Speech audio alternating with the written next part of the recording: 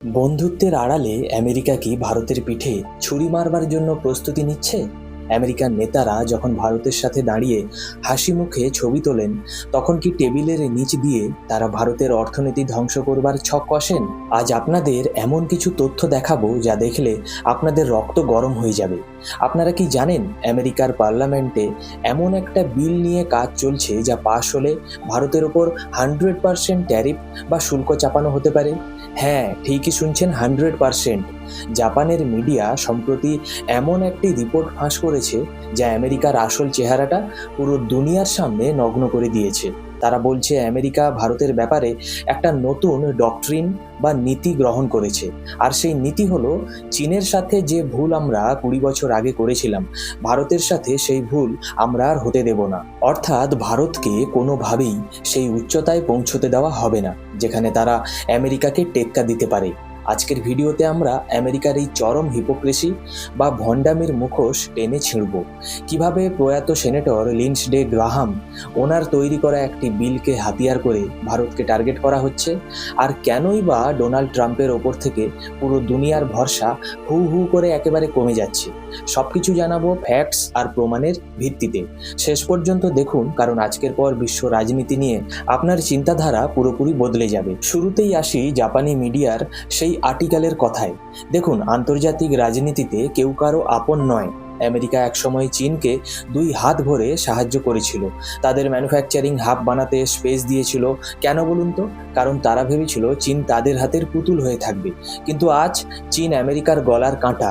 আমেরিকার থিঙ্ক ট্যাঙ্কাররা এখন বুঝতে পেরেছে ভারতের গ্রোথ রেট যেভাবে বাড়ছে, তাতে ভারত যদি পুরোপুরি স্বাধীনভাবে এগোতে পারে, তবে ভারতও একদিন তাদের কন্ট্রোলের বাইরে চলে যাবে।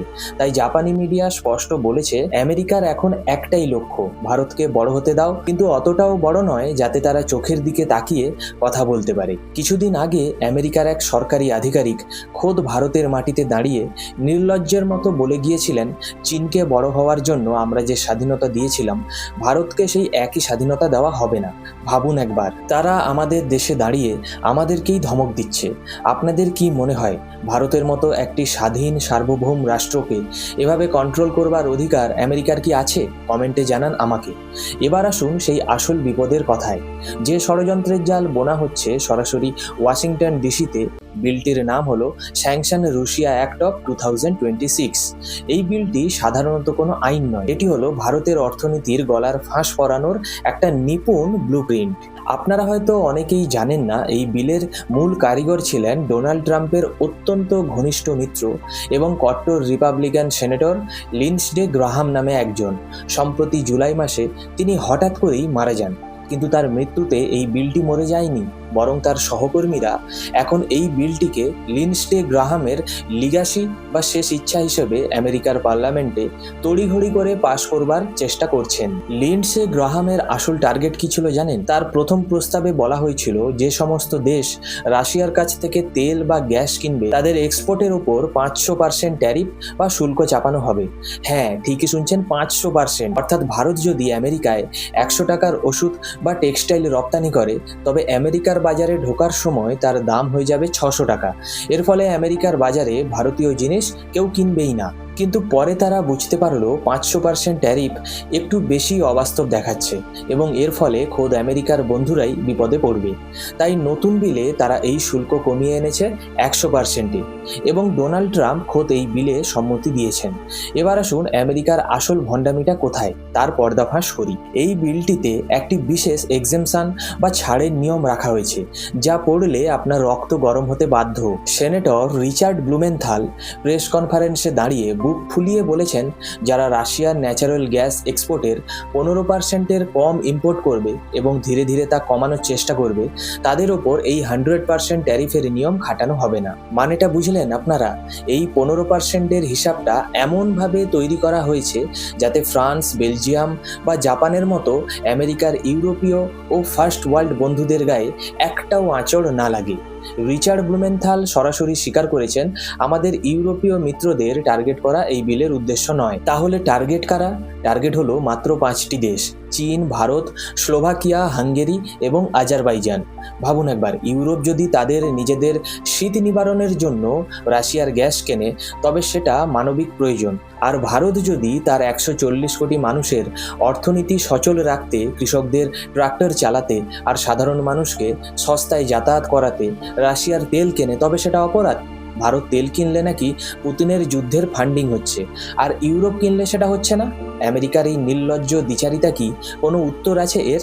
এবার ভারতের দিকটা ভেবে দেখুন, কেন ভারত রাশিয়ার তেল কিনছে? 2026 সালের জুন মাসের ডেটা এটা বলছে ভারত প্রতিদিন প্রায় 4.93 million barrel crude oil import করেছে, যার মধ্যে অর্ধেকের বেশি অর্থাৎ 2.6 মিলিয়ন ব্যারেল এসেছে রাশিয়া থেকে। কেন? কারণ মিডল ইস্ট বা মধ্যপ্রাচ্যে এখন আগুন জ্বলছে। ইরান আমেরিকা উত্তেজনার জেরে স্ট্রেট অফ হরমুজ দিয়ে তেলের জাহাজ আসা যে কোনো মুহূর্তে বন্ধ হয়ে যেতে পারে। ভারত কি তার দেশের মানুষকে বিপদে ফেলে আমেরিকার কথায় নাচবে? কখনোই না। ভারত স্পষ্ট জানিয়ে দিয়েছে, আমাদের কাছে এনার্জি সিকিউরিটি বা জ্বালানি নিরাপত্তাই সবার আগে। আমরা সস্তায় তেল পাবো, যেখানে পাবো ওখানেই আমরা কিনবো। যদি আমেরিকা সত্যি সত্যি এই বিল পাশ করে, ভারতের ওপর 100% বা 50% ট্যারিফও বসায়, তবে ভারতের আইটি সেক্টর, শুধু ওষুধ শিল্প, তৈরি পোশাক, সব জায়গায় মারাত্মক ধাক্কা লাগবে। কিন্তু আমেরিকারও মনে রাখা উচিত, ভারতকে আঘাত করলে তার প্রভাব আমেরিকার বাজারেও পড়বে। সস্তা ওষুধ বা আইটি সাপোর্ট না পেলে আমেরিকার অর্থনীতিও কিন্তু কাঁদবে। আপনাদের কাছে আমার একটা সোজা প্রশ্ন, আমেরিকার এই দাদাগিরির সামনে ভারতের কি মাথা নত করা উচিত, নাকি ভারতের উচিত আমেরিকার চোখে চোখ রেখে বলা, আমাদের পলিসি আমরাই ঠিক করব, তোমরা নয়? আপনাদের লজিক্যাল মতামত কমেন্ট বক্সে অবশ্যই জানাবেন। আমেরিকা যখন ভারতের দিকে চোখ রাঙাচ্ছে, তখন আমেরিকার নিজেদের ভেতরের খবরটা কি? বিশেষ করে ডোনাল্ড ট্রাম্প, যিনি কথায় কথায় নিজেকে গ্লোবাল লিডার বা পিসমেকার বলে দাবি করেন, তার উপর বিশ্বের মানুষের ভরসাটা কতটা? আজ আমি আপনাদের সামনে এমন কিছু ডেটা তুলে ধরবো যা দেখলে আপনাদের চোখ কপালে উঠবে। আমার হাতে আছে 2026 সালের পিউ রিসার্চ সেন্টারের একটি বিশাল গ্লোবাল সার্ভের রিপোর্ট। বিশ্বজুড়ে 36টি দেশে এই সার্ভে করা হয়েছে, আর ফলাফল ট্রাম্পের জন্য একটি চরম লজ্জার বিষয়। 36টি দেশের মানুষের মধ্যে মাত্র 23% মানুষ ট্রাম্পের ওপর ভরসা রাখে। হ্যাঁ, মাত্র 23%। এর মানে হলো বিশ্বের প্রতি 4 জনের মধ্যে 3 জন মানুষই মনে করে ট্রাম্প পৃথিবীকে নেতৃত্ব দেওয়ার যোগ্য নন। এক সময়, মানে মাত্র কয়েক বছর আগেও, ভারতে ট্রাম্পের ওপর প্রায় 50% মানুষের ভরসা ছিল, কিন্তু আজ সেই গ্রাফটা হুড়মুড়িয়ে করে ভেঙে পড়েছে একেবারে 39%-এ। ভারতের 36% মানুষ তো স্পষ্ট মুখের ওপর জানিয়ে দিয়েছে, ট্রাম্প সাহেব, আপনার ওপর আমাদের বিন্দুমাত্র কোনো বিশ্বাস নেই। এবার আসুন দেখি আমেরিকার তথাকথিত মিত্র এবং বন্ধু দেশগুলোর কি অবস্থা। ইউনাইটেড কিংডম আমেরিকার সব থেকে কাছের বন্ধু, কিন্তু সেখানকার 74% মানুষ বলেছে ট্রাম্পের ওপর তাদের কোনো ভরসা নেই।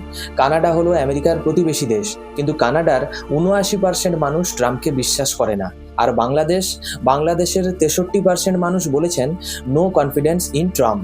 আর সব থেকে মজার ডেটাটা এসেছে পাকিস্তান থেকে। ট্রাম্প সাহেব কথায় কথায় বলেন পাকিস্তানের সেনাপ্রধান আসিফ মুনির আর প্রধানমন্ত্রী শাহবাজ শরীফ নাকি তার ফেভারিট।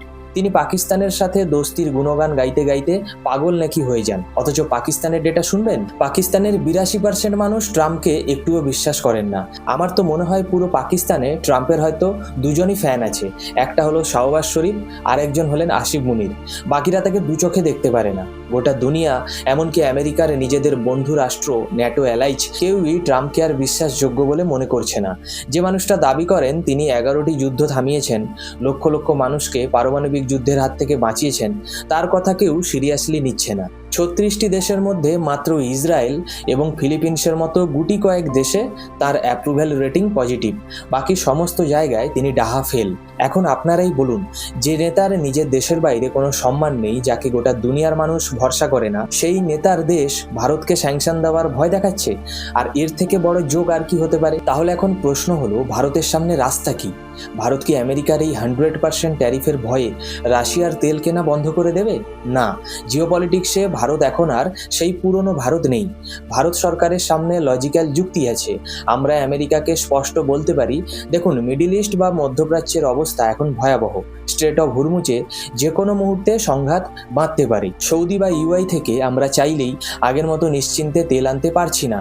আমাদের অর্থনীতি সচল রাখতে রাশিয়ার তেল আমাদের লাগবেই। যদি আমেরিকা এই লজিক লজিক বুঝতে পারে এবং ভারতকে স্যাংশন থেকে ছাড় দেয়, আর অন্যদিকে চীনের ওপর যদি তারা 60 থেকে 70% ট্যারিফ চাপিয়ে দেয়, তবে সেটা হবে ভারতের জন্য একটা বিশাল জিওপলিটিক্যাল জয়। কিন্তু যদি আমেরিকা গোঁ ধরে বসে থাকে এবং ভারতের ওপর স্যাংশন লাগায়, তবে ভারত আমেরিকা সম্পর্ক তলানিতে গিয়ে ঠেকবে, আর তার ফল আমেরিকাকেও ভুগতে হবে।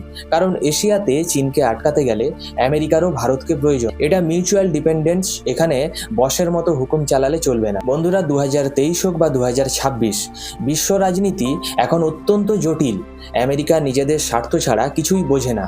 তাদের নিয়ম তাদের নিজেদের জন্য একরকম, আর বাকি বিশ্বের জন্য আরেক রকম। ইউরোপের বেলায় ছাড়, আর ভারতের বেলায় 100% ট্যারিফের হুমকি। এই দ্বিচারিতা ভারত কখনো মেনে নেবে না। আমাদের বিদেশ নীতি এখন অনেক বেশি অ্যাগ্রেসিভ এবং স্বাধীন। আমরা কারো জুনিয়র পার্টনার হয়ে থাকবো না। আপনাদের কি মনে হয়, আমেরিকার এই 100% ট্যারিফের হুমকির সামনে ভারতের কি কড়া জবাব দেওয়া উচিত, নাকি কম্প্রোমাইজ করা উচিত? কমেন্ট বক্সে আপনাদের লজিক্যাল মতামত অবশ্যই জানান। আজকের এই এক্সক্লুসিভ অ্যানালাইসিস যদি আপনাদের চোখ খুলে দিয়ে থাকে, তবে ভিডিওটি এখনই একটি লাইক করুন এবং শেয়ার করুন বন্ধুদের সাথে। গ্লোবাল জিওপলিটিক্সের এমন সব ডার্ক রিয়েলিটি জানতে হলে চ্যানেলটিকে সাবস্ক্রাইব করে বেল আইকনটি প্রেস করতে ভুলবেন না। ফেসবুকে যারা দেখছেন তারা আমার চ্যানেলটিকে ফলো করবেন, ভিডিওটি শেয়ার করবেন। দেখা হচ্ছে পরের ভিডিওতে। জয় হিন্দ, বন্দে মাতরম।